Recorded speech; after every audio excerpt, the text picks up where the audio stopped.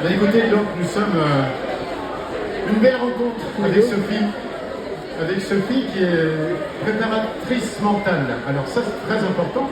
Elle va nous expliquer, bon d'abord elle vit un petit peu dans le monde de la course à pied. Elle court elle-même aussi. Et enfin bref, elle va nous raconter un petit peu comment elle travaille, quel est son rôle, qui me semble ô combien essentiel, la préparation mentale du marathonien. Sophie. Bonjour à tous.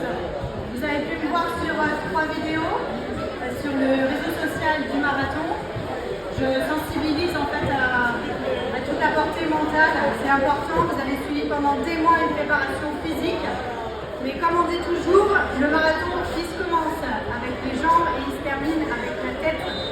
Donc c'est vraiment important de s'ouvrir à ce que la préparation mentale peut vous apporter, peut vous aider et optimiser au mieux votre course dans le plaisir. C'est aussi ça la préparation mentale. Ça, c'est un mot magique. Dans le plaisir, 42 km, ce n'est pas de la souffrance uniquement, il y a aussi du plaisir, c'est essentiel. C'est vraiment une alliance de performance et de plaisir. C'est vraiment aller chercher cet état en développant une bonne connaissance de soi. C'est ça. Et parce que je le connais, eh bien, je m'observe aussi dans mon effort. Je perds pas en lucidité, je peux réajuster et ça me permet en fait d'aller non pas au résultat, parce que là, encore plus aujourd'hui, c'est essentiel de se décoller du résultat. On a fait la prépa, on se laisse tranquille. Par contre, voir les objectifs intermédiaires qui sont eux essentiels. Et quand je m'observe en plein effort, je garde la lucidité et step by step, j'avance vers cet objectif. Je peux vous assurer que c'est un vocabulaire qui me parle beaucoup pour l'avoir vécu un certain nombre de fois sur les marathons, évidemment. Ah bravo, c'est super ça. Et comme je te disais, c'est aussi la préparation mentale, une formidable opportunité de se mettre à la course à pied ou au sport. Moi, ça a été mon cas il y a 1 an. J'avais jamais pu courir de ma vie. J'ai une maladie vraiment particulière.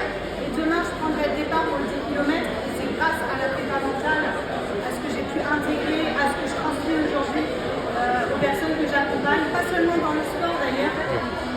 La prépa mentale, elle se duplique dans le monde professionnel, dans le monde personnel, relationnel.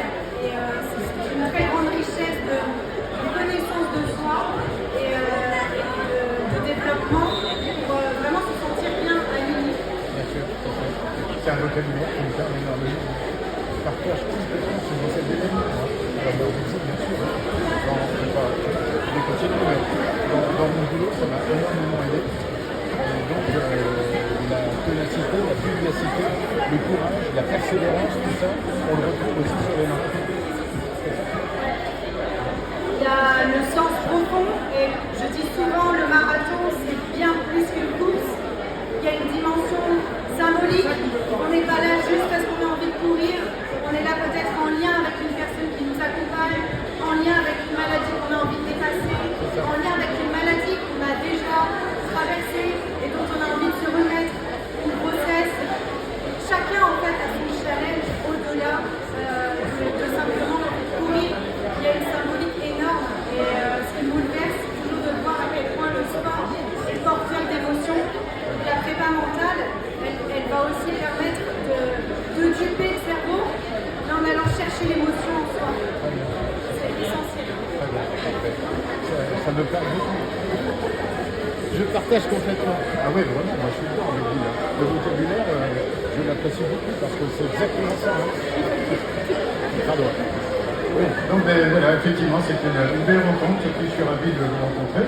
Et puis j'espère que vous avez bien entendu tout ça parce que, ma foi, c'est extrêmement important. Le marathon, c'est 42 km 195. Avant tout, il faut bien l'avoir dans la tête, mais avant, il faut bien l'avoir dans les jambes. Avec une bonne préparation physique, c'est indispensable. On ne prend pas un départ de marathon comme ça en soufflant dessus. Hein. C'est pas possible. C'est l'alliance des deux. On parle des 3 piliers de la performance. Une performance physique, technique et mentale. Donc c'est comme les 3 pieds d'une chaise. S'il m'en manque un, je suis bancale. Il faut vraiment aller à explorer en fait ces 3 piliers pour être dans la meilleure performance. Et une performance réussie, c'est une performance plaisante, agréable. Bien sûr qu'il peut y avoir des moments d'inconfort, mais quand je suis bien préparée mentalement, je peux traverser cet inconfort pour aller au bout de ma course. En plus, on s'endurcit aussi dans des petits moments difficiles. Hein.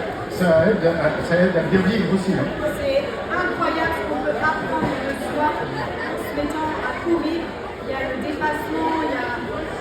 c'est vraiment... oui, c'est voilà. Confiance en soi, c'est une découverte, c'est une initiative. Merci Sophie, j'étais ravi de vous rencontrer. Et puis on se reverra peut-être dans l'après-midi. Vous êtes là, hein, on recommence tout à l'heure. Ne changez rien hein, dans les liens de vocabulaire, ça part beaucoup. J'apprécie beaucoup. Merci beaucoup. Merci. Merci, c'est un vrai bonheur.